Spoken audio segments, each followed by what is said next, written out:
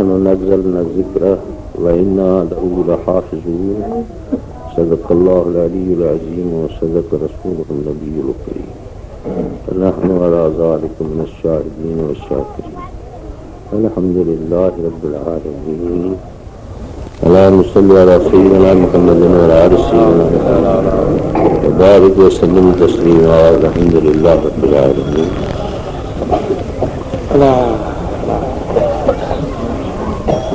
अल्लाह सुब्हानहु व तआला जल्ल शानु मिनवालो तव्हां असां सभिनी खे सच्चे मुस्लमान बणाए इस्लाम जे मथां कदम साबित अता फरमाए, ईमान जी लज़्ज़त चखाए, ईमान जे मथां ख़ात्मो बिल ख़ैर नसीब फरमाए। ख़ुशी जो मौक़ो आहे। अल्हम्दुलिल्लाह वल मिन्नत। अल्लाह से जल्ल शान मिनवालो जेको पंहिंजे कलाम मुक़द्दस में इरशाद फरमायो, वाइदो फरमायो तो क़ुरान शरीफ़ के नाज़िल करण वारो मां शहंशाह आहियां ऐं उन जी हिफ़ाज़त में कहीं भी इंसान जे मथां न रखी आहे, कहीं मलक मुक़र्रब जे मथां न रखी आहे, कहीं भी ताक़त जे मथां क़ुरान शरीफ़ जी हिफ़ाज़त मां न सौंपी आहे। मां क़ुरान शरीफ़ जी हिफ़ाज़त पंहिंजे ज़िम्मे जे मथां रखी आहे। अल्हम्दुलिल्लाह वल मिन्नत। उन हिफ़ाज़त जा हे सभु सामान आहिनि जो पंहिंजे बांधण खे इन हिफ़ाज़त जे वास्ते चूंडियो अथई ऐं उन जी हिफ़ाज़त घरनि में न, दरियनि में न,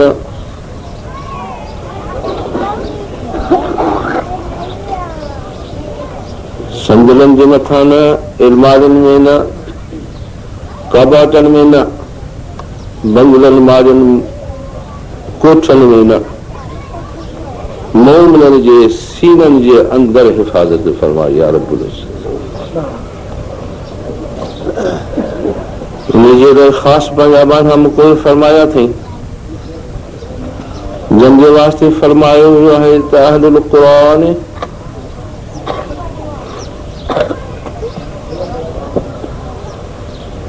जेके क़ुरान शरीफ़ जा हामिल आहिनि, अहलुल्लाह तआला अल्लाह से जल्ल शान मिनवालहु जा दोस्त वली आहिनि। मुंहिंजो अहल रब करीम जल्ल शान मिनवालहु इन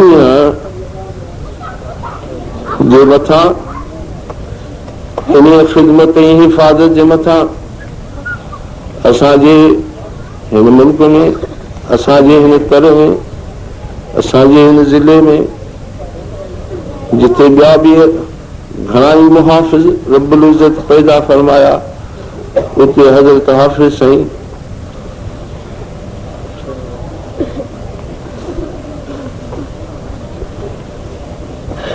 इमाम बख्श साहब रहमतुल्लाह अलैह खे मालिक साईं चूंडियो इन ख़िदमत जे लाइ।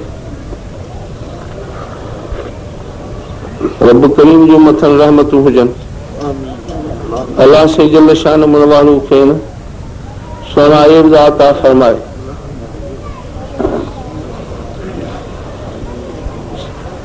ये मजलिसूं बर्पा करण वारो उहो आहे। अल्लाह साईं हुनखे इन वास्ते चूंडियो हो त क़ुरान शरीफ़ जे हिफ़ाज़त जे लाइ ख़िदमत कनि ऐं हुज़ूर सल्लल्लाहु अलैहि वसल्लम जी उम्मत हज़रत महबूब सुभानी कुतुब रब्बानी सैयदना अब्दुल क़ादिर जीलानी रज़ियल्लाहु तआला जे मुरीदनि खे फैज़ खिंडायूं, हुन फैज़ खे विरायूं, विराइजी रहियो आहे ऐं उमेद आहे त क़यामत ते विराइबो रहियो।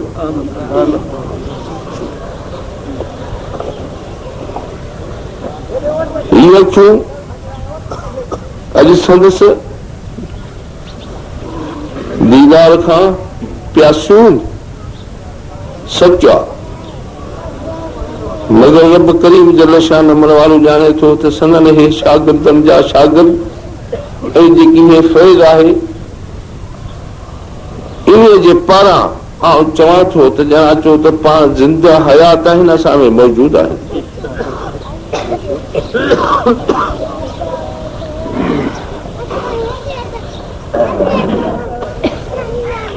अज़ीज़ भाउ, हेॾा नंढड़ा नंढड़ा ॿार इहे जेके क़ुर शरीफ़ खे पंहिंजे सीने में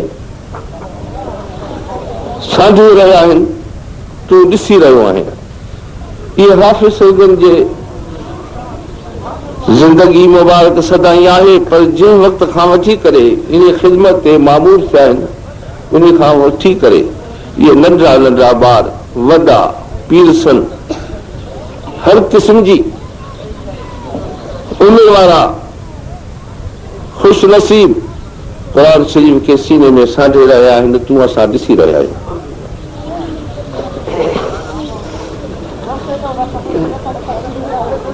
अल्हम्दुलिल्लाह वल मिन्नत। हीउ हले थो, फैज़ हले थो, हज़रत महबूब सुभान रज़ी अल्लाह तआला अन्हु जे निगाह रहमत सां सदाई सल रहंदो। इंशाअल्लाह अज़ीज़ असीं सभई उन मां मुस्तफ़ीज़ थींदासीं। पर मुंहिंजा अज़ीज़ भाउ, वक़्तु थोरो आहे, मूंखे मुख़्तसर ॿ टे लफ़्ज़ पेश करणा। हुज़ूर सल्लल्लाहु अलैहि वसल्लम सरकार अबद करार ताजदार मदीना सल्लल्लाहु अलैहि वसल्लम जो फैज़ ॾींदो आहे न, क़ुर शरीफ़ उन असांखे ॾिनो न। हुज़ूर सल्लल्लाहु अलैहि वसल्लम जे फैज़ जा हद निहायत कान्हे। हज़रत शाह साहब रहमतुल्लाह अलैहि फरमायो आहे त सैयद पीर समुंड है, सैयद पीर समुंड है, आऊं त न ॼाणे को। हाँ, समुंड जी तरे खे पहुचणु मुश्किल हूंदो आहे।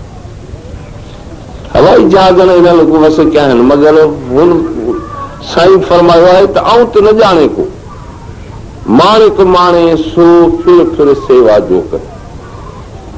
हुज़ूर सल्लल्लाहु अलैहि वसल्लम जे फैज़ जे दरिया मां क़िस्मे क़िस्मे दरिया उड़ा ऐं उन मथां उहे दरिया समुंड मथां जारी रहिया, क़यामत ताईं रहंदा पिया।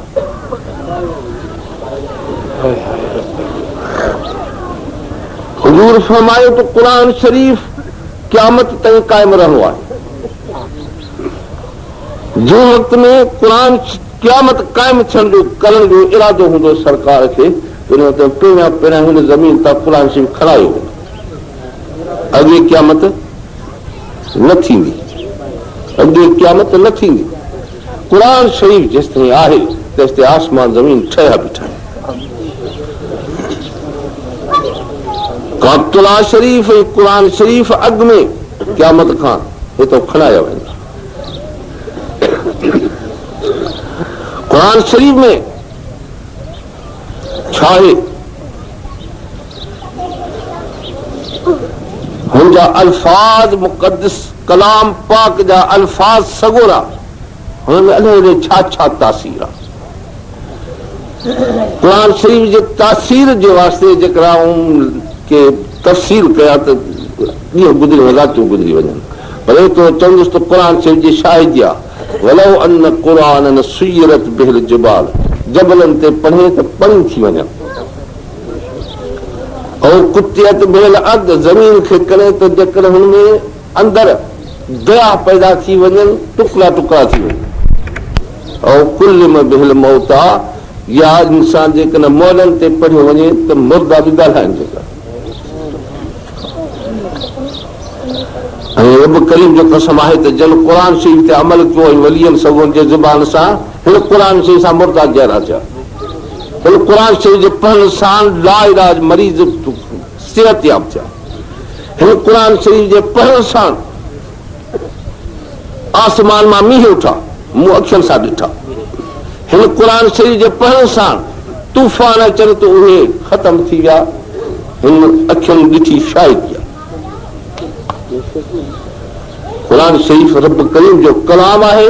फरमायो आहे हुज़ूर सल्लल्लाहु अलैहि वसल्लम त खुज़ मिनल क़ुरान मा शित लिमा शित।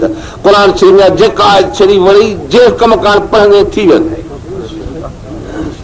यकीन आहे त सरकार जो हुक्म ऐं फरमूदो बरहक़ आहे। सब मुश्किलन जो इलाज आहे कुरान शरीफ़। तुंहिंजी असांजी ज़ुबान पलीत हूंदी, पेट में के हराम जा लुकमा पिया हूंदा, रग रग में अंदर दूहो जहन्नम जो दुखे पियो, पोइ क़ुरान शरीफ़ पढ़े ऐं न थिए असर त क़ुरान शरीफ़ जो त उन में को क़सूर न आहे। इहे क़सूर पंहिंजा आहिनि, मगर जेके तक़वा जा साहिब आहिनि, क़ुरान शरीफ़ जे मथां अमल कंदड़ आहिनि, उन जे ज़ुबान मथां मां पक थो ॼाणा ऐं पक सां थो चवां, यकीन सां थो ॼाणा, यकीन सां थो चवां त जेके भुतरनि ते पढ़नि थो सोन बणाए फिटी कंदा।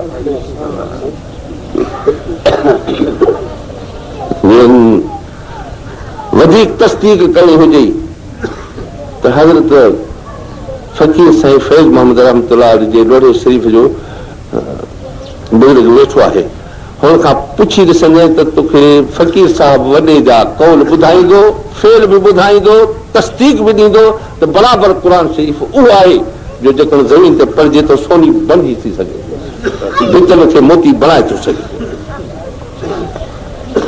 ज़ाहिरी आहे। हुज़ूर सल्लल्लाहु अलैहि वसल्लम घणा दया फैज़ जा आहिनि। हिकिड़ो क़ुरान शरीफ़ जो रुगो पढ़ण बि हे बि फैज़ आहे। ऐं क़ुरान शरीफ़ जा अहकाम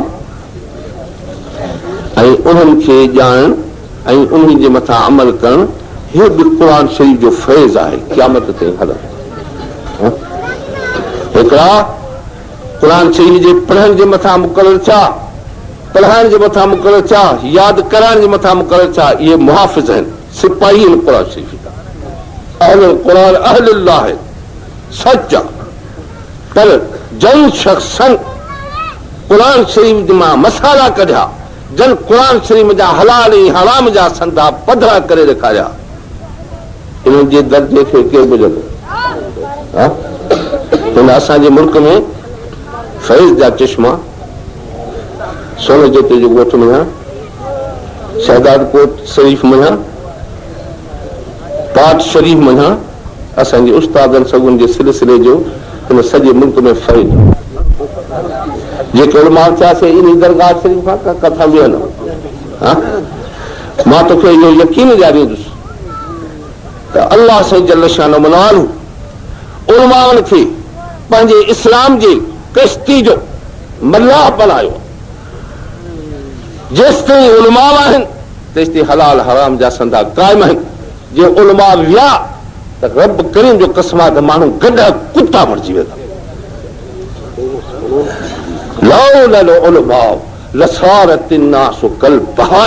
जेकॾहिं उलमा न हुजनि त फरमाइनि था त माण्हू सभु चपाया जंग जा जानवर थी वेंदा। कंहिंखे ख़बर पवंदी हलाल जी हराम जी। हे नौकिरी पंहिंजे हंधि ते आहे, उलमाउनि जी नौकिरी पंहिंजे हंधि ते आहे। अल्लाह पाक जाते महिरबानी करणु पवंदो आहे ते ॿई गॾु कंदो आहे।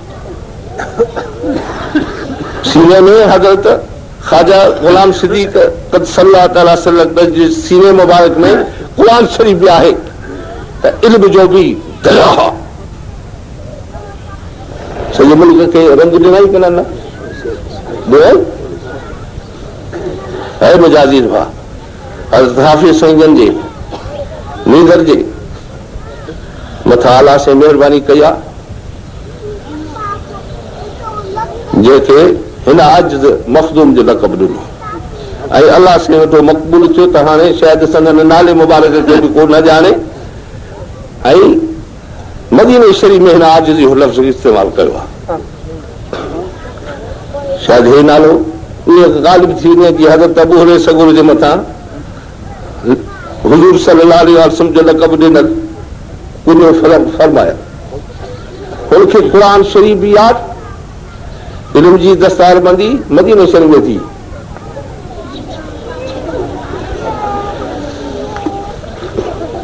ही वीचारो ग़रीब हिकिड़ो आहे, अलाह से जी रहमत हुजेसि, जंहिंजे हिन कालनि जे शहर में हिन शइ जो क़दुरु त मां ॾिसां थो त जेकॾहिं को वज़ीर साहब अचे या को ऑफिसर साहब अचे या को ज़मींदार अचे त शायदि हुनजो दरबार घणो थिए ऐं बि सभिनी में घणा आहिनि कोई नथो चई सघे त मूं में खामियूं केन्हनि के मगर उलमाउनि जूं हाफ़िज़नि सगोरनि जूं खामियूं इंशा अल्लाह ताला अल्लाह पाक जे दरबार में मदीने जो शहनशाह माफ़ कराए छॾींदो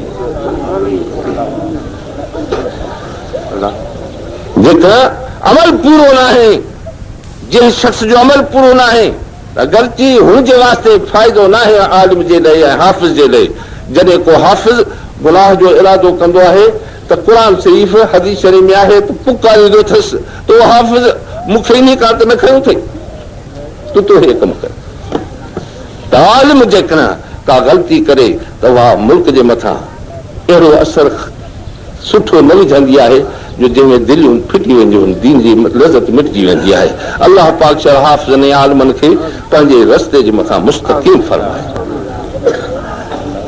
हे शख़्स उहो आहे जेको अलाह साईं जी महिरबानी सां इल्म सां बि गंढो थो अचे ऐं हज़रत हाफ़िज़ साईं जन जी बि जेका नौकिरी रखियल अथसि उहा बि पूरी करे रहियो आहे अॼु 7 हाफ़िज़ सगोरा अल्लाह पाक जे फज़ल सां क़ुर शरीफ़ जे हिफ़्ज़ जूं मुबारकूं तव्हां सां हुनखे ॾिनियूं आहिनि ऐं उन्हनि जे वारसनि खे बि ॾिनियूं आहिनि अल्लाह साईं कंदो इहे मुबारकनि जी ख़बर वरी क़यामत जे ॾियारे पवंदी जॾहिं मुबारकूं ते थींदियूं जॾहिं नूर जो छट हिननि जे पीउ माउ जे सिर ते रखियो वेंदो हदीस शरीफ़ में जो उन जी रोशनाई गाहू हुनजो रोशनाई उन छट जी एॾी वॾी हूंदी जो तव्हांजे घरनि में को सिज लही अचे थी हीउ हाफ़िज़नि सगोरनि जे वालिदैन सां फमा ज़न्नुक बिल्लज़ी अमिल बिही जंहिं हिन क़ुर शरीफ़ ते अमल कयो वई पढ़ियाई ऐं वही मोहबत सां ॻोल्हा ॻाढ़ियाई इन जे बारे में हुज़ूर था फरमाइनि पोइ तव्हांजो छा गुमान त हुन सां ॿिए बि कहिड़ा थींदा हे त पीउ मां ग़रीब अथसि पर मूंखे हदीस शरीफ़ में मालूम आहे त हाफ़िज़ सगोरो मुत्तकी 7 पीढ़ियुनि ताईं शफ़ाअत जो इज़न त आलिम मुत्तकी उन खे 10 पीढ़ियुनि ताईं शफ़ाअत जो इज़न वटि गुनहगारनि पंहिंजे आबा अजदाद खे बेश्त में दाख़िल कर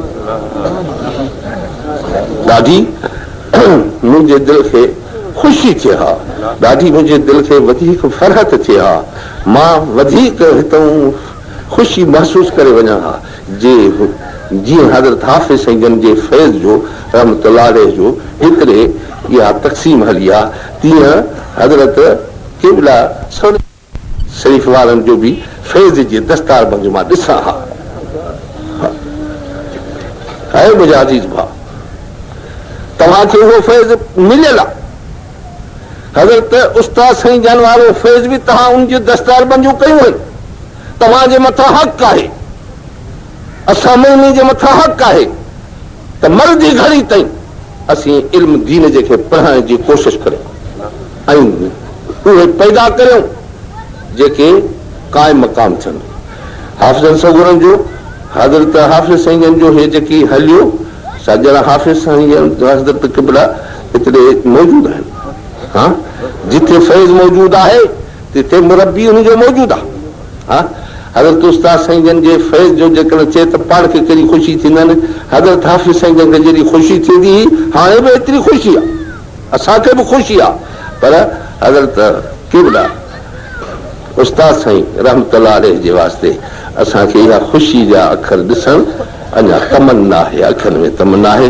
रब करीम कंदो मुंहिंजी ज़ईफ़ हाल आहे पर हाणे हीअं हेतिरो ख़्यालु कर सॼे मुल्क में हज़रत हाफ़िज़ साईं जन जो फैज़ जारी आहे जारी रहंदो ख़ुदा कंदो इंशा अल्लाह ताला सभु हाफ़िज़ सगोरा हुजनि ऐं हज़रत उस्ताद साईं जो क़ाइम मक़ाम कोन हुजे माज़ अल्लाह ताला जेकॾहिं हज़रत उस्ताद साईं जे भाइचे हज़रत मौलाना ग़ुलाम मोहम्मद साहिब रहमतुल्लाह अलैह जो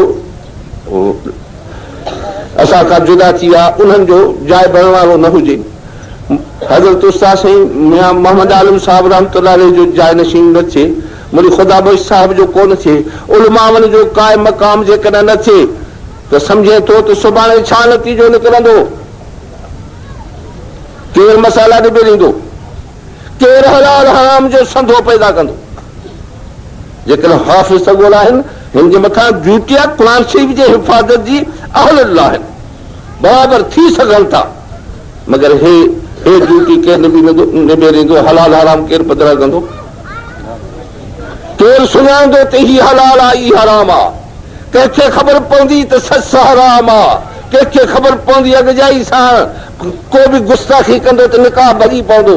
निकाहनि जा, तलाकनि जा, वरसनि जा मसाला, इहो जेकॾहिं मुडमाड हुजनि केरु निभे ॾींदो? ओ मुंहिंजा अज़ीज़ भाउ, मुंहिंजी अॻु में हाफ़िज़नि सगुरनि खे, उहो जमात खे, ऐं उन खां बाद जेके बि अहल मजलिस आहिनि उन खां दुआ जी इल्तिजा आहे, ऐं उन्हनि खे इल्तिजा आहे त इल्म जी ख़िदमत करियो।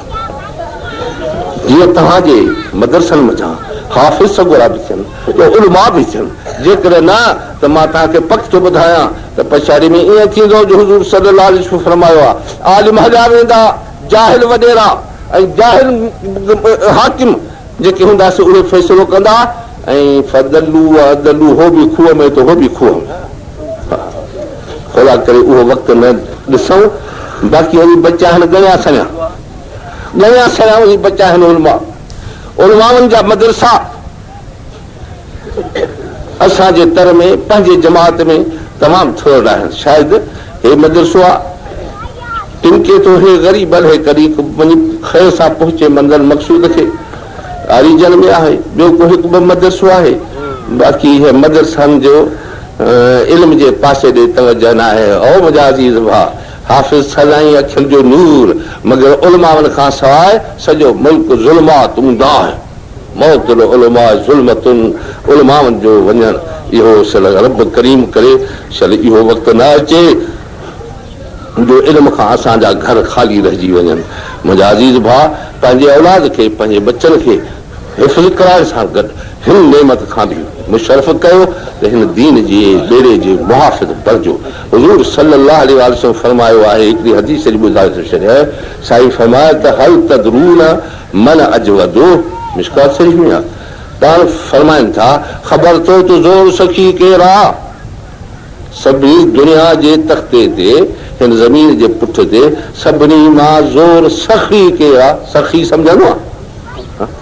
सखी ॿियनि ते वंड वंडे, माल मिल्कियत लुटे, सिर जी बि सखावत थींदी आहे, माल जी बि सखावत थींदी आहे। बखील ते सदाई लानत, सखी ते सदाई रहमत। पाण सां त सखी सखावत जी तारी वरिती अथई, इन वण जी पार आहे बिश्त में। इन तारी खे जंहिं वरितोसि, इहा हुनखे वण वठी वञी बिश्त जे विच में छॾी। मुखल हिकिड़ी तारी आहे जंहिंजी पार जहन्नम में आहे, जंहिं इन जी पार वरिती उनखे वञी जहन्नम जे तरे में फिटी कंदो। अलाह पाक जल शान मनवाल हू शल तो असांखे सखीअनि जे पारे में रहाए ऐं सखावत वञा बाराया फरमाए। फरमाइनि त केरु सखी आहे इहा ख़बर अथव? सरकार था फरमाए। कालू अलाह रसूल आलम, अर्ज़ कयोसीं अलाह पाक मुंहिंजे हबीब करीम सल्लल्लाहु अलैहि वसल्लम खे मालूम आहे। साईं ॿुधाइनि, पाण सां त सभिनी मां ज़ोर सखी अलाह सुब्हानो व तआला जल शान, हू जहिड़ो सखी कोन्हे।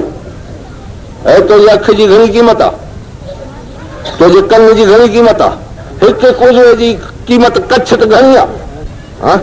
दुनिया सॼी ख़र्च अखि जी क़ीमत नथो भरे। पर हे पाणी जा चश्मा आहिनि, इन पाणी जी हिकिड़ी लप जे एवज़ में रूई ज़मीन ख़र्च कर, जिते न मिले त रूई ज़मीन बि ख़र्चे, हिन लप जी क़ीमत नथी भरे सघिजे, कतरे जी क़ीमत बि कोन भरे सघे। अलाह से मुफ़्त में ॾिनी आहे कान? हवा जी नेमत, जिस्म जी नेमत, उज़वनि जी नेमत, हिकिड़े हिकिड़े अंदरे उज़वे जी नेमत, दिलि जी नेमत, जिगर जी नेमत, आंदनि जी, मैदे जी, हथ जी, बांह जी, सॼे उज़वनि जी, अंदरे ॿाहिरि उज़वनि जी, हिकु हिकु बेक़ीमत, जंहिंजी क़ीमत किथे कोन सघे। आहे बराबरि? ॿाहिरि नेमतूं हवा न हुजे त काॾे वञूं, पाणी न हुजे त काॾे वञूं, खाधो पीतो न हुजे त काॾे वञूं। वटि फिरो मींहुं वांगुरु रोज़ बरोज़ तो असां ते किरोड़े पद में नेमतूं वसी रहियूं आहिनि। करे सघंदे न शुक्रानो इन तुअद्दू नेमत अल्लाह ला तुहसूहा क़ुरान शरीफ़ रब थो फरमाए जे मुंहिंजो नेमतूं ॻणींदो त ॻणे कोन सघंदो शुक्र वॾी ॻाल्हि थी सरकार फरमायो त नेमत जे मथां शुक्र वाजिब आहे तव्हां करे न सघंदो अटकल ॾिसांव त कीअं अदा थी सघे उहा अटकल ही आहे त फज्र जो ऐं सांझी जो हिकिड़ी लफ़्ज़ सॻुड़ा पढ़ी छॾींदो कर अल्लाहुम्मा मा असबह बी मिन नेमतिन औ बिअहद मिन ख़ल्क़िक मिनक वहदक ला शरीक लक फलकल हम्दु व लक शुक्र जा नेमत मां ते या तुंहिंजी मख़लूक़ात ते मुंहिंजा मौला तुंहिंजे तरफ़ां आहे हम्द बि तोखे त शुक्र बि तोखे ओ मुंहिंजा अज़ीज़ भाउ हिन हुज़ूर सां फरमाया सभिनी नेमतनि जो शुक्र करे चुको वक़्तु तमामु थोरो आहे मत वक़्तु ज़ईफ़ थी वञे मुंहिंजा अज़ीज़ भाउ अल्लाह पाक फरमाए थो त सभिनी मां सखी मां आहियां हा बराबरि सुम हल तदरून मन अजवदो भला अल्लाह पाक खां ॿिए नंबर ते कालू अल्लाह रसूल साईं ॿुधाइनि पाण फरमायो ज़ात पाक हबीब करीम सल्लल्लाहु अलैहि वसल्लम जंहिंखे नेमत मिली सो साईं जे हथां मिली जंहिंखे नेमत मिली साईं जे हथां मिली अॻियल खे हुजे तोड़े पोइ खे हुजे अगरि राम खां वठी करे क़यामत ताईं जंहिं ते नेमत मिली आहे हुज़ूर जे तुफ़े ते मिली आहे हुनखे पैदाई कयो अलाह से फरमातो लौला का लौला लमा ख़लक़तु ख़िताब आहे त जंहिंजो तो कसम जो मेल करे मां खां माफ़ी वरिती थी इहो न हुजे हा त तोखे ख़लक़ ई कोन आहे नेमतूं हुजूं बराबरि आहे पाण फर्ज़ मां खां पोइ ते भला पोइ 3 नंबर ते केरु सम्झो था चई न साईं की भला तव्हां ॿुधायो पाण फर्ज़ जंहिं शख़्स इल्मु पढ़ियो ऐं इल्म खे पढ़ाई इहो शख़्स सभिनी मां ज़ोर सखी आहे ज़ोर सखी आहे वेठो तॾहिं ते आहे हातिम ताई खे मारे वियो वेठो हिकिड़े तॾहिं ते आहे लेखियोसि कोई कोन थो मगर अल्लाह पाक तो फरमाए त रुई ज़मीन ते तुंहिंजे तो जहिड़ो सखी कोन्हे पंहिंजा वक़्तु सिरायई पंहिंजी उमिरियूं खपायई पंहिंजा धंधा दुनिया जा फिटी कई मुंहिंजे वास्ते तॾहिं ते वेही मुंहिंजो क़ुरान शरीफ़ पढ़ी पढ़ाई हलाल हराम जा संदा काइम कई तूं सभिनी मां ज़ोर सखी आहे सभु पहिरियों हुन तुंहिंजे दर्जा अमीर हुजनि त छा ते ग़रीब हुजनि त छा सभु इहे मुहताज आहिनि याती यौमल क़यामत उम्मतन वहदहू इहो पढ़ाइण वारो क़यामत जे ॾहाड़े में तुर मीज़ान में तोरींदो सॼी उम्मत मुंहिंजी हिकिड़े पासे न विझो ऐं हे हिकिड़ो मुदर्रिस हिकिड़े पासे न रखो तराजी में सभिनी खे टंगे बीहारींदो सम्झे थो हज़रत उस्ताद साईं जी क़ीमत खे